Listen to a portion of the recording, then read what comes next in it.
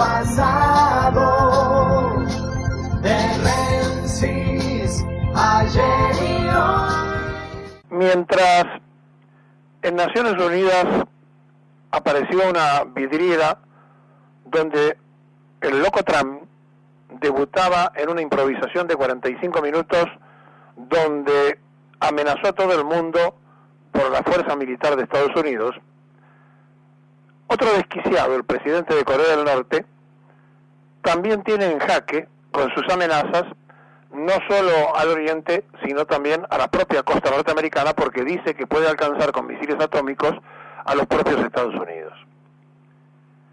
Y mientras Trump ponía hincapié en que estaba exponiendo el presidente del mundo, es decir, cambió el discurso de todos los mandatarios norteamericanos que estuvieron en Naciones Unidas, diciendo, aquí estoy yo, y hablando de un nacionalismo cerrado norteamericano, trató de imbuir al resto, que si no los acompañaban, igual ellos militarmente iban a hacer lo que tenían que hacer, como si alguna vez no lo hubiesen hecho después de la Segunda Guerra Mundial. Y mientras estas cosas pasan en ese circo que son las Naciones Unidas, y que anteriormente eran la Liga de las Naciones, y que siempre fue un mamarracho para gastar dinero, y que nunca resolvió ningún problema que afecta a la humanidad, el gobierno invisible, el gobierno que pone y saca a los presidentes, el poder económico mundial, puso antes a un negro, un hombre de color, para que determinadas cosas ocurrieran. Cuando estaba por explotar la economía, en Estados Unidos tenían todo preparado para echarle la culpa a un negro, que fue quizá el presidente más progresista que tuvo Estados Unidos, más allá de venir del Partido Demócrata, porque también Trump participó activamente en su juventud del Partido Demócrata. Y ahora, como candidato republicano que preside, hizo un discurso absolutamente pro-norteamericano y anti-humanidad. Más allá de este detalle, mientras los seres humanos se pelean por hacer daño, la naturaleza parece estar creando una alerta planetaria con inundaciones, huracanes, tsunami, terremotos, como para decirnos a todos, miren, en este universo ustedes están desafiando demasiado a la vida. Y como siempre hemos dicho que para el periodismo la proximidad de la información prevalece, y como después nos ocuparemos del resto, vamos a meternos esencialmente en las cuestiones nuestras de todos los días. Miren, un presidente que es repudiado por muchos sectores fue el que estableció la primera ley, por lo menos que la aprobó el Parlamento, en su mandato cuando ya se estaba yendo. Porque un día como hoy se aprobó una ley que lleva el número 4.349, donde se sancionaba con ese número la ley de jubilaciones para empleados del Estado. Por ese motivo, hoy, 20 de septiembre, es el día que se celebra el Día del Jubilado. Y era Julio Argentino Roca, que gobernó durante 12 años el país, el presidente que lo sacó. Poquito tiempo después, el 12 de octubre, lo iba a reemplazar Quintana. Pero ubiquémonos en este tiempo, porque vale la pena recordar que no solamente el kirchnerismo estuvo 12 años en el gobierno, también estuvo Julio Argentino Roca, 12 años, 2 periodos, de 1880 hasta 1898. Y después vino Manuel Pedro Quintana, que ganó las elecciones, que nació el 18 de octubre de 1835 y que murió el 12 de marzo de 1906, y que gobernó posteriormente después de Roca. Es decir, que la primera jubilación la sacó Julio Argentino Roca en la Argentina. A partir de esto, hoy, en el Día del Jubilado, deberíamos preguntarnos en qué situación se encuentran la mayoría de los que trabajaron toda su vida y hoy padecen un montón de circunstancias que conocemos, como que aquel que cobra la mínima se encuentra además en una situación desesperante para poder sobrevivir. Pero al margen de esto, el Instituto de los Jubilados, el PAMI, hace rato que durante los gobiernos constitucionales no tiene un control normal, como marca la ley, y se manejan de interventores en interventores. Y son los que tienen vinculaciones con los laboratorios, los que hacen y deshacen, los que voltean todo el tiempo negocios de intervenciones anteriores y crean nuevos negocios de las intervenciones actuales, y así la Argentina va viendo como los gobiernos constitucionales mantienen interveniendo el PAMI, no cumpliendo con la ley, donde dicen que en ese organismo tienen que estar los jubilados representados, además de los gremios, en la administración de esos recursos tan importantes que deben llegar a los jubilados.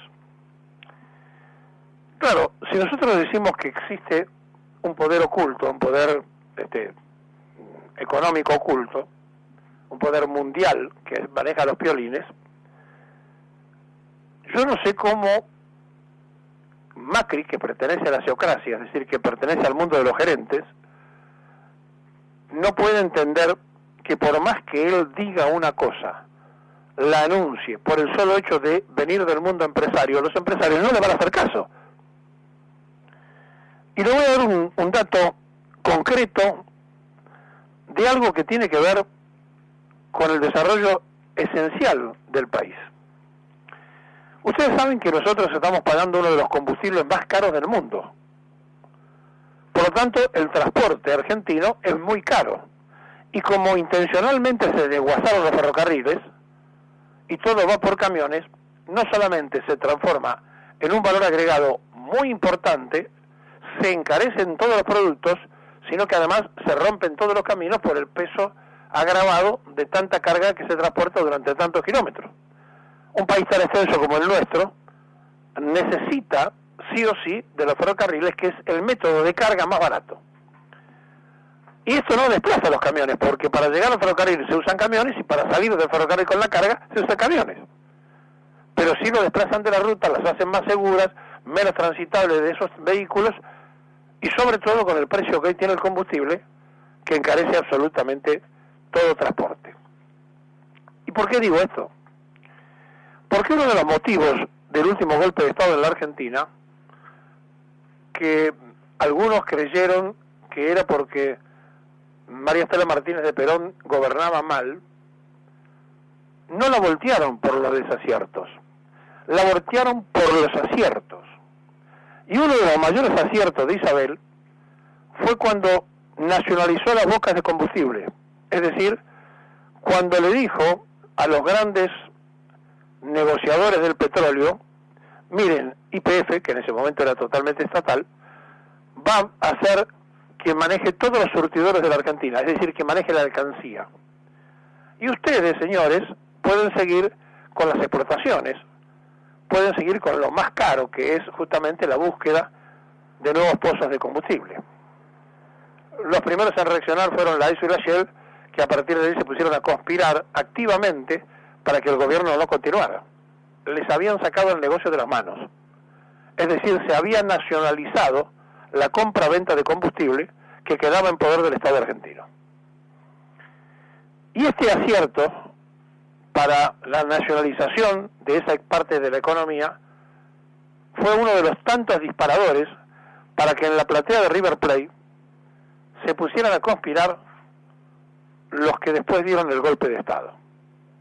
Usaron el fútbol, su coincidencia con esa casaca millonaria, y allí conspiraban activamente sentados en esa platea donde más era uno de los principales conspiradores.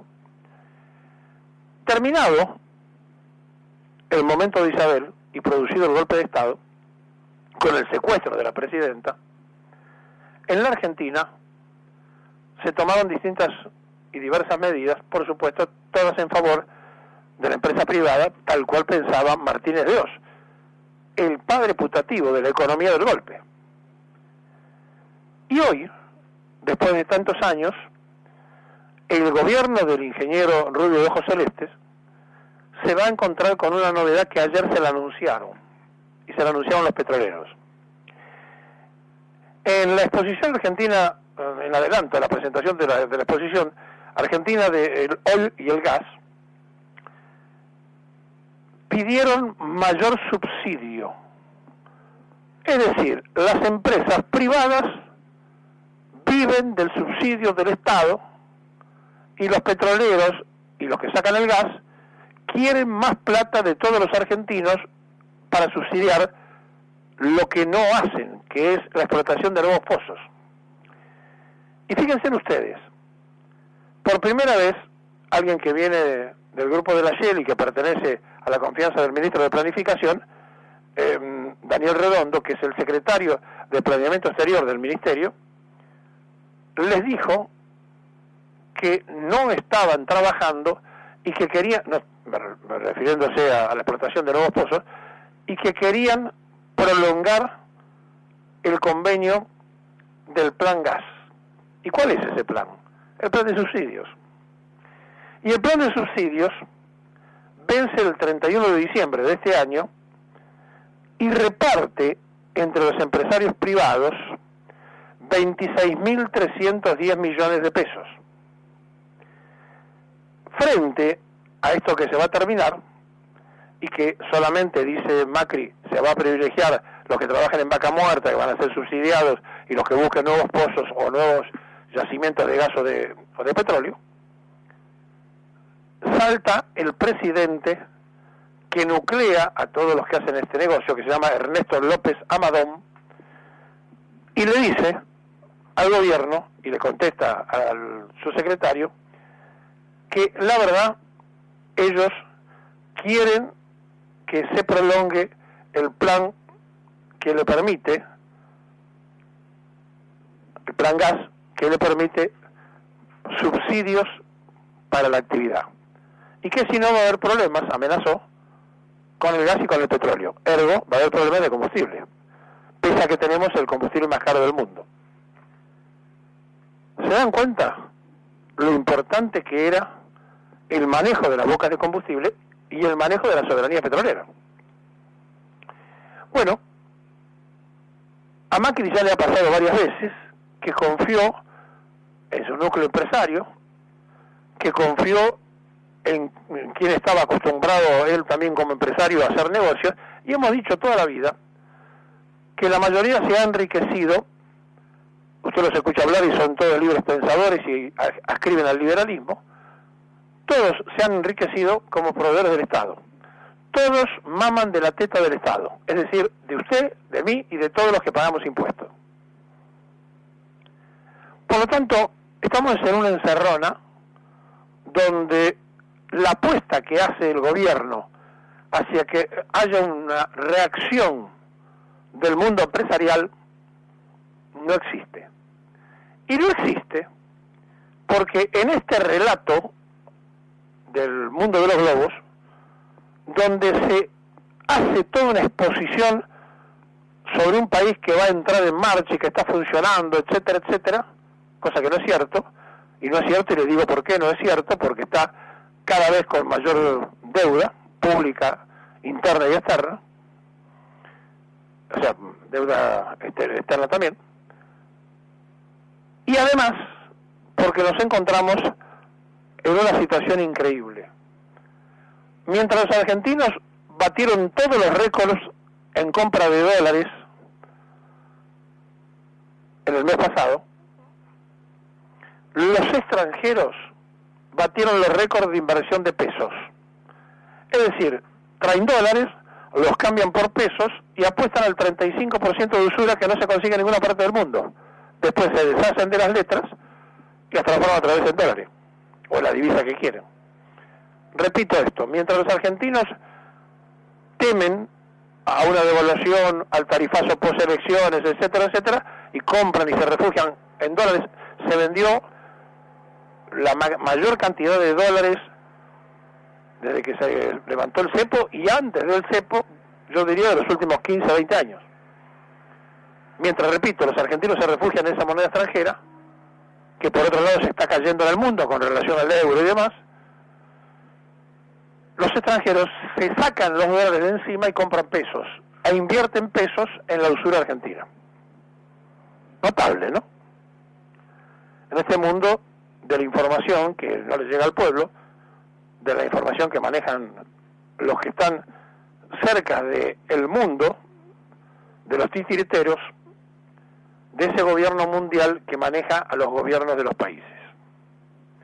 Y que tiene en un ejemplar como el loco Trump, un exponente de la guerra, y por como siempre una guerra se hace entre dos, tienen al otro loco, al presidente de Corea del Norte, como para ocuparnos y preocuparnos de una catástrofe atómica en el momento que el mercado económico esté saturado y no pueda sostenerse, arman la guerra, como lo han hecho en toda la historia de la humanidad.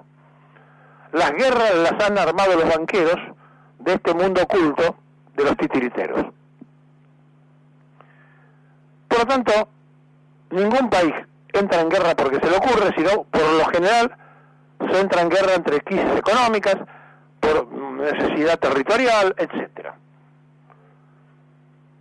Entonces estamos ante un presente muy complejo para la Argentina, porque evidentemente a este proyecto que trajo el presidente no lo están ayudando sus propios pares. Al revés, quieren seguir mamando del Estado. Mientras los amigos que tienen empresas constructoras se benefician también en forma directa e indirecta con el Estado, los no tan amigos, pero del círculo de la geocracia, le terminan de decir, por este discurso adelantado del presidente que nucleó a los petroleros y a la gente de gas, si no hay subsidios se van a quedar sin combustible. Esto es una amenaza, es un chantaje para que el plan gas continúe y para que todos los argentinos sigamos subsidiando a los que después giran el dinero afuera para sus negocios. Y en el Día del Jubilado, imagine usted lo que podríamos hacer con los jubilados si en lugar de subsidiar a estas empresas, ellos se buscaran su propio capital en el mundo a través de una apuesta a sacar el petróleo y el gas, a trabajar y no a montarse sobre lo que ya está hecho, y que a los jubilados les fuese a parar, por ejemplo, los 26.310 millones de pesos. Notable, ¿no? Podían ganar 15.000 pesos por menos jubilado y salir de la línea de pobreza.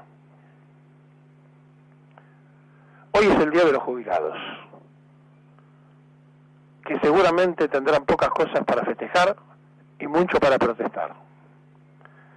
Pero le estamos avisando al gobierno de lo que el mundo petrolero piensa hacer, a pesar que sentaron para que ese mundo funcionara al representante de la Shell en el ministerio. Por eso, cuando uno estudia las causas del golpe de Estado, tiene que saber entender que a Isabel la voltearon más por los aciertos que por los errores. Porque cuando nacionalizó las bocas de combustible, la ESO y la Shell estaban conspirando. Ahora tienen un nombre propio. No van a conspirar. Le van a pedir al presidente que cambie de parecer y que prolongue el plan gas. O sea, que siga financiándolo el Estado, porque si no, ellos no tienen cómo funcionar. No hablan de bajar la tarifa, al contrario, va a aumentar la tarifa del transporte, porque aumentó la tarifa de combustible, la tarifa del transporte va a aumentar después de las elecciones, también la de electricidad, también la del gas, también los combustibles, y la geocracia está traicionando a uno de los suyos. Es rubio, de ojos celestes, viene de ese mundo, a ellos no le importa.